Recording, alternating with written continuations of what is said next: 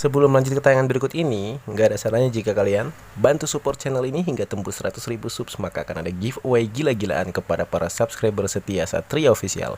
Ingat, subscribe itu gratis guys, gratis. Nggak ada salahnya kalian tekan tombol subscribe sekarang juga. Terima kasih, have fun, enjoy.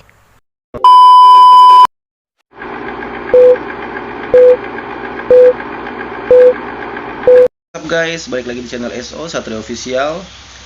Ya, dalam kesempatan kali ini kita akan menyaksikan bagaimana sang jenderal ya dan Seskoal menceritakan pengalaman beliau pada semasa beliau mengalami pengalaman yang begitu luar biasa, yaitu beliau pernah mengalami blackout di KRI Nanggala juga, dan beliau menceritakan kisah tersebut hingga terbawa suasana ya, karena memang ceritanya itu bikin merinding bulu kuduk ya, karena ya seperti kalian ketahui, jika terjadi blackout maka kapal selam itu dia akan terus ke bawah. Itu nggak bisa dibayangin gimana rasanya, dan wajar saja sang jenderal sampai terbawa suasana ya, karena memang kita ketahui sendiri jika blackout terjadi maka itu kapal selam itu dia nggak bisa naik guys, dia akan turun terus ke bawah sampai ke dasar, sampai menghantam dasar laut itu gila banget guys. Oke, kita langsung aja lihat videonya.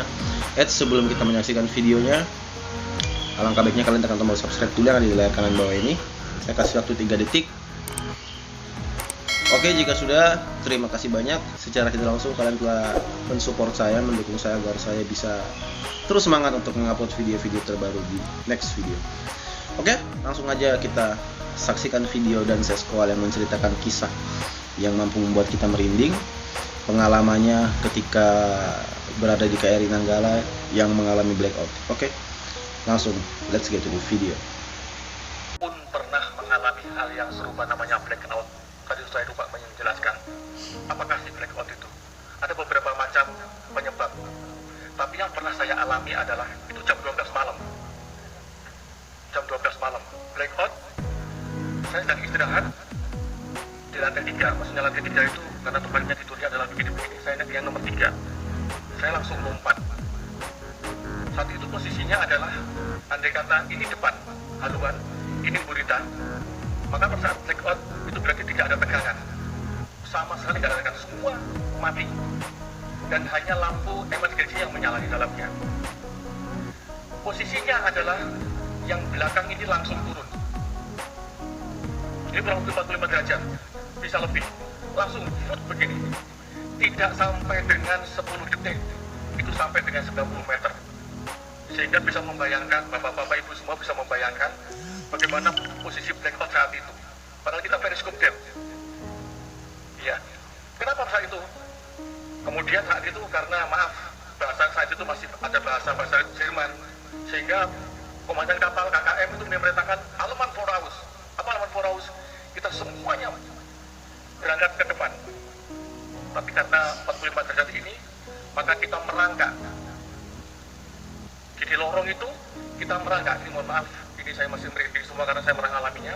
Merangkak, megang itu, pintu-pintu itu sampai ke depan. Yang dilaksanakan oleh KKM adalah menghembus tangki pemberat pokok ini sama tangki tangan tegap, sehingga kapalnya bergerak naik. Apa masalahnya? Ada satu fuse yang putus.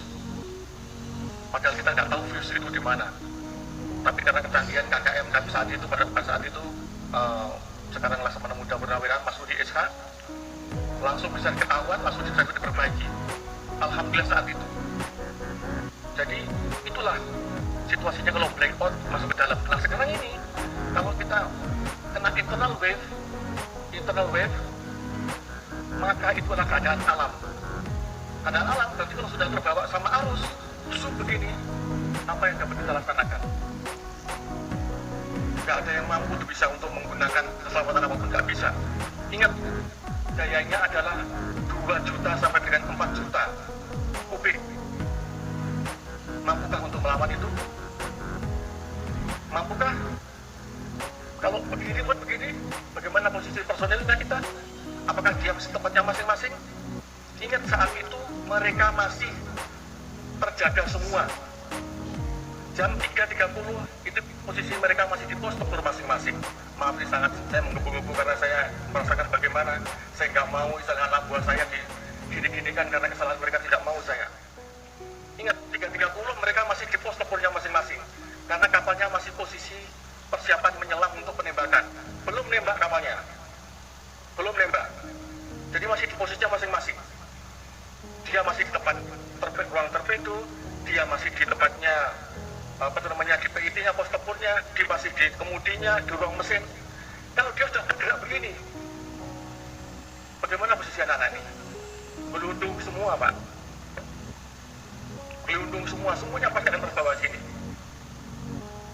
Cepatkah untuk bisa melaksanakan? Saat itu kalau dia menghembus TPP atau menghembus tangki tahan tekan, sampai seberapa kuat untuk menahan internal solitary wave ini yang diakibatkan segitu besarnya.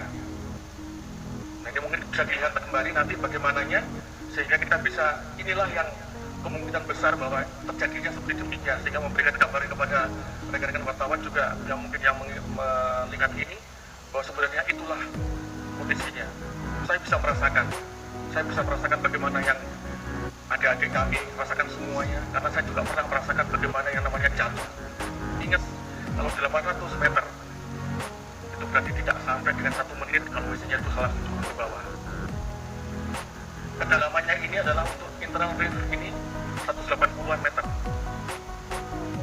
Terus begini, kalau udah masuk semuanya nggak ada tekanan tinggi, karena kalian untuk menjalankan kapal, maka dia akan terus turun ke bawah. Saya nggak bisa dibayangkan. Saya pun tidak mau bicara lebih jauh ke situ karena saya bisa merasakan bagaimana suffernya mereka merasakan itu. Ya, kita nggak mudah untuk mengawaki itu, nggak mudah.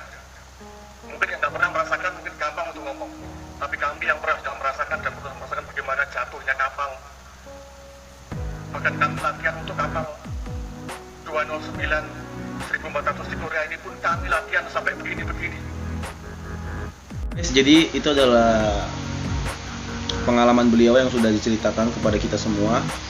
Nah, semoga menambah pengetahuan, dan bagi orang-orang yang menganggap remeh atau menganggap biasa, itu kalian tidak bisa merasakan saat situasi di kejadian aslinya itu seperti apa. Itu benar-benar gila banget, itu benar-benar udah wah, nggak bisa dibayangin lah pokoknya.